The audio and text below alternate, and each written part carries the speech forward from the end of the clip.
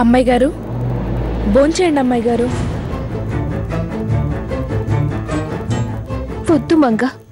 అదేంటమ్మాయి గారు, చిన్నమ్మాయి గారిని వెతికే టెన్షన్లో నిన్నటి నుండి మీరేం తినలేదు. కొంచెం తినండి అమ్మాయి గారు, లేకపోతే నీరసం వస్తుంది. ఎలా తినగలనే? జాను కనపడలేదు.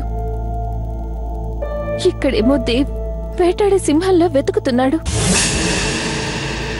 ఇన్నాళ్ళు జాను మన కళ్ళ ముందుంది కాబట్టి కంటికి రెప్పలా కాపాడుకోగలిగా. కానీ ఇప్పుడు జాను ఎక్కడుందో తెలీదు. ఆ దేవ్ నుండి జానుని ఎలా కాపాడాలో అర్థం కావడం లేదు. జానుని కాపాడుకోగలమన్న ఆశ చచ్చిపోతోంది మంగా.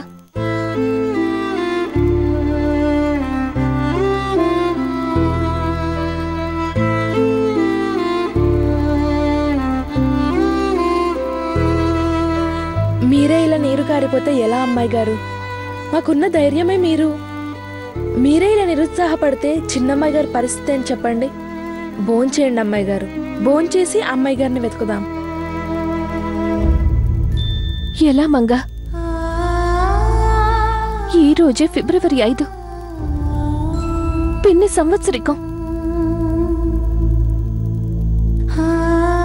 బాబాయిని చూడాలని దానికోసమే జాను ఇక్కడికొచ్చింది. తండ్రిని చూడాలనే సంతోషం తప్ప ప్రళయంలో దేవ్ దూసుకొస్తున్నాడని ఆలోచించలేకపోతోంది. ఏంటమ్మాయి గారు మీరు చెప్పేది? అవును మంగా, తప్పకుండా జాను ఇక్కడికి వస్తుందని ఊహించే దేవ్ హైదరాబాద్ నుండి ఇక్కడికొచ్చాడు. పిండ ప్రదానం కార్యక్రమానికి దేవ్ వస్తాడు.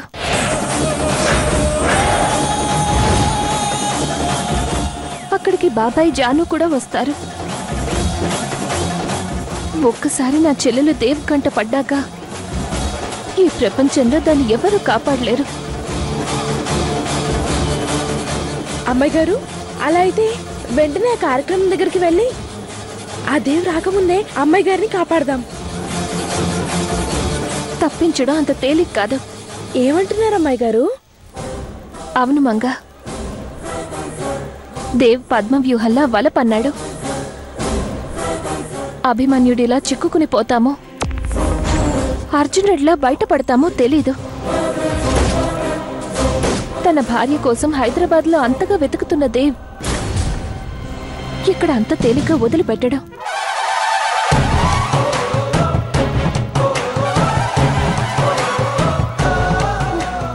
మీరు చెప్పేది నిజమే కావచ్చు అమ్మాయి గారు, కానీ జానకమ్మాయి గారిని రక్షించడానికి ఊరు మార్చి పేరు మార్చి ఎన్ని రోజులు కష్టపడ్డారు.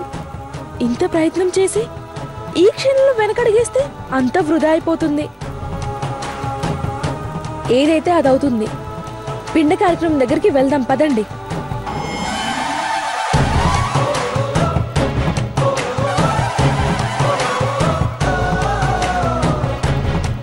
కలియుగంలో ఒక రాక్షసుడి రూపం చూడాలంటే అది వాడే.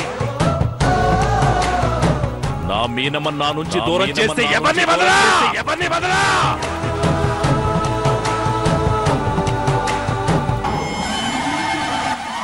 పదమంగా, అభిమన్యుడు పద్మవ్యూహంలో చనిపోయి పాండవులకి విజయాన్ని అందించాడు.